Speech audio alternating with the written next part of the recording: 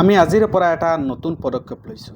এয়া আপোনালোকে দেখিব পাৰিছে। এয়া চাওক, আমি গছ পুলি ৰোপণ কৰিব আৰম্ভ কৰিছোঁ আজিৰ পৰা। হিউমেনিটি ফৰএভাৰ ফাউণ্ডেশ্যনৰ জৰিয়তে আমি গছ পুলি ৰোপণ কৰিম। এয়া হৈছে আমাৰ প্ৰথমটো গছ। আমাৰ অঞ্চলৰ বিশিষ্ট ব্যক্তি মতিন ছাৰক লগত লৈ প্ৰথমটো পুলি ৰোপণ কৰিছে। এয়া হৈছে দ্বিতীয়টো পুলি। আপোনালোকৰ পৰা সহায় সহযোগিতা কামনা কৰিছোঁ। হিউমেনিটি ফৰএভাৰ ফাউণ্ডেশ্যনৰ তৰফৰ পৰা ৰাজহুৱা আলিবাটৰ কাষে কাষে বৃক্ষৰোপণ কাৰ্যসূচী ৰূপায়ণ কৰিবলৈ লোৱা হৈছে। ই অতি প্ৰশংসনীয় পদক্ষেপ, যিহেতু গছ বাচিলেহে আমি বাচিম। গছৰ লগত প্ৰাণীৰ ওতঃপ্ৰোত সম্পৰ্ক। আমি নিশাহত এৰি দিয়া কাৰ্বন ডাই অক্সাইড উদ্ভিদে গ্ৰহণ কৰে আৰু উদ্ভিদে তাৰ আহাৰ প্ৰস্তুত কৰাৰ সময়তে সালোক সংশ্লেষণৰ যোগেদি বায়ুৰ পৰা অক্সিজেন গ্ৰহণ কৰিব পাৰোঁ। গছে আমাক অক্সিজেন যোগান ধৰে আৰু আমি নিশাহত এৰি দিয়া কাৰ্বন ডাই অক্সাইড গেছ গ্ৰহণ কৰোঁ। গছৰ লগত আমাৰ এই জীৱন মৰণ সম্পৰ্ক। নিঃসন্দেহে এইটো এটা বৈপ্লৱিক কাৰ্যসূচী বনানীকৰণ।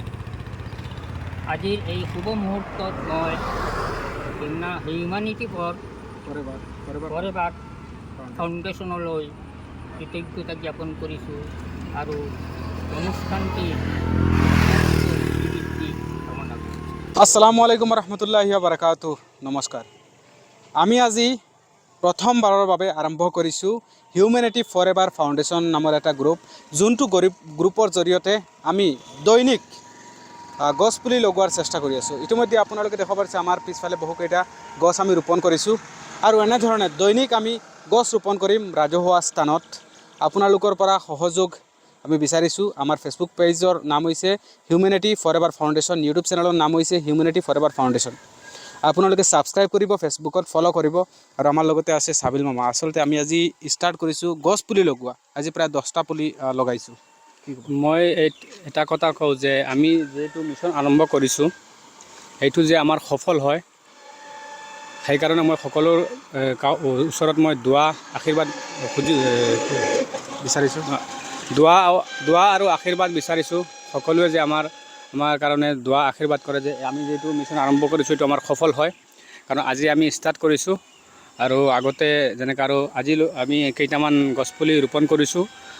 আগতে যেতিয়া আমি আৰু অলপ বেছি ৰোপণ কৰিব পাৰোঁ, সেইকাৰণে আজি যিবিলাক আমি গছপুলি ৰোপণ কৰিছোঁ আপোনালোকে দেখি আছে আমাৰ একো কৰিব নোৱাৰে, ছেফ হিচাপত লগাই আছোঁ।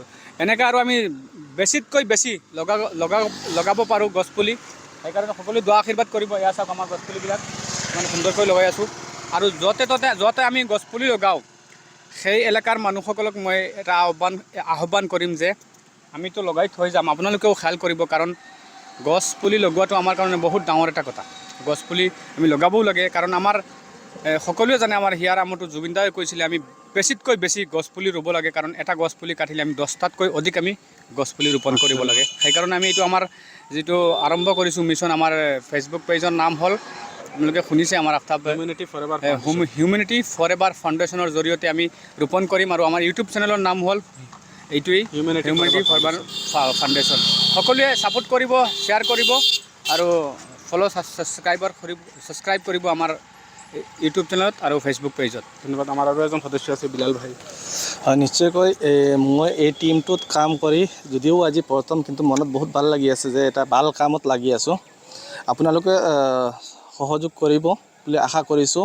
নিশ্চয় আজি যিহেতু প্ৰথম দিন, আমি বেছিকৈ পুলি লগাব পৰা নাই।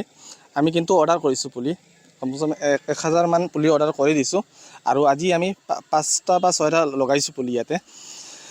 তো আগন্তুক দিনত আমি 20টাকৈ এদিনত লগাবলৈ চেষ্টা কৰিম। আৰু আপোনালোকে যদি লগাব বিচাৰে বা আমালোকে সহযোগ কৰিব বিচাৰিছে, তেন্তে আমালোকে যোগাযোগ কৰিব পৰা নম্বৰ দিয়া আছে। এই নম্বৰত যোগাযোগ কৰিব পাৰিব। আৰু লগতে মই এটা অনুৰোধ কৰিম, যিহেতু যদি আমাৰ লগত মিলি যদি আপোনালোকে লগাব বিচাৰিছে, আমাৰ লগত যোগাযোগ কৰিব। যদি নোৱাৰে তে আপোনালোকৰ ঘৰৰ ওচৰত বা আপোনালোকৰ ৰাস্তাৰ কাষত যিটো আমাৰ ঘৰৰ সন্মুখত যিটো ৰাস্তা আছে সেইটো ৰাস্তাৰ দ্বাৰে দ্বাৰে লগাব, এইটো মই আশা কৰিছোঁ আৰু আমাক সহায় সহযোগিতা কৰিবলৈ আশা কৰিছোঁ। ধন্যবাদ। গতিকে সকলোলৈ ৰিকুৱেষ্ট থাকিল আমাৰ হিউমেনিটি ফৰ এভাৰ ফাউণ্ডেশ্যন পেজটো ফ'ল' কৰক, ইউটিউবত ছাবস্ক্ৰাইব কৰক আৰু আমাক দুৱা আশীৰ্বাদ কৰিব যাতে আমাৰ যিটো মিছন আৰম্ভ কৰিছোঁ সেইটো সফল হয়। ধন্যবাদ। আৰু এটা কথা, আমি এই যিটো আমি মিছন আৰম্ভ কৰিছোঁ এইটো আমাৰ হ'ব ৰাজহুৱা স্থানত, যে ধৰি লোৱা আমি ৰাস্তাৰ কাষত বা কোনো মন্দিৰত, মছজিদত, মাদ্ৰাছাত, স্কুলত এইবিলাক জেগাত আমি এইবিলাক ৰোপণ কৰিম, কাৰণ পাব্লিক প্লেচত ৰোপণ কৰিম আমি, কাৰণ এইবিলাক জেগাত গছপুলি কম থাকে, সেইকাৰণে আমি এই ৰাজহুৱা স্থানত এইবিলাক কাম কৰি যাম।